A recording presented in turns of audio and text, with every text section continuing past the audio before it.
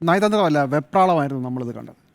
രാജ്യത്തിൻ്റെ defence minister Rajnath Singh, രാജ്യത്തിൻ്റെ പ്രധാനമന്ത്രി നരേന്ദ്രമോദി, ഡിഫൻസ് കരസേനയുടെയും വ്യോമസേനയുടെയും നേവിയുടെയും ഒക്കെ തലവനായിട്ട് ആക്കാവുന്ന ബിപിൻ റാവത്ത്, അതുപോലെ തന്നെ സെക്യൂരിറ്റി അഡ്വൈസർ അജിത് ഡോവൽ, എല്ലാവരും ഇന്ത്യയുടെ ഏറ്റവും പ്രധാനപ്പെട്ട ആളുകൾ, അവരെല്ലാവരും കൂടെ ഒരു കരസേനാ മേധാവിയെ ഒറ്റയ്ക്കിട്ട് കടന്നു കളഞ്ഞതിൻ്റെ ഒരു കഥയാണ് ഇന്ന് രാഹുൽ ഗാന്ധി പറയാൻ ശ്രമിച്ചത്.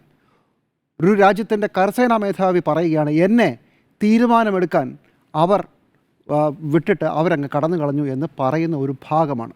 സ്വാഭാവികമായും പ്രകോപനം ഉണ്ടാകും. എന്താ സംഭവം? 2020 ചൈന ബോർഡറിൽ ഇന്ത്യയും ചൈനയും തമ്മിൽ നടന്ന സംഘർഷത്തെക്കുറിച്ച്, എന്താണ് നടന്നതെന്നതിനെക്കുറിച്ച് ഒരുപാട് കഥകളും ഉപകഥകളും കെട്ടുകഥകളുമൊക്കെ ചേർന്ന് അതെന്താണ് നടന്നതിനെക്കുറിച്ചുള്ള അവ്യക്തമായൊരു ചിത്രം മാത്രമേ നമ്മുടെ കയ്യിലുള്ളൂ.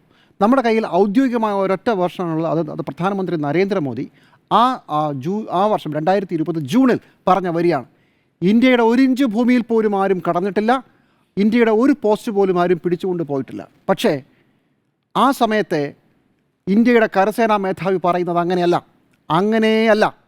അതുകൊണ്ടാണ് അദ്ദേഹത്തിൻ്റെ പുസ്തകം 2024 പ്രസിദ്ധീകരിക്കപ്പെടേണ്ടത് ഇതുവരെ അനുമതി കിട്ടാതെ അകത്ത് കിടക്കുന്നത്. പക്ഷേ പല കാലത്ത് പല രീതിയിൽ ഇതിൻ്റെ വിശദാംശങ്ങൾ പുറത്ത് വന്നിട്ടുണ്ട്. അതെന്തുകൊണ്ടാണ് ആധികാരികമാകുന്നതെന്ന് ചോദിച്ചാൽ, അത് ആധികാരികമാകുന്നത് അത് എഴുതിയ ശ്രീ നരവനെ, MM നരവനെ അത് നിഷേധിച്ചിട്ടില്ല. അതാണ് എന്ന് തന്നെയാണ് അദ്ദേഹം പറഞ്ഞിട്ടുള്ളത്.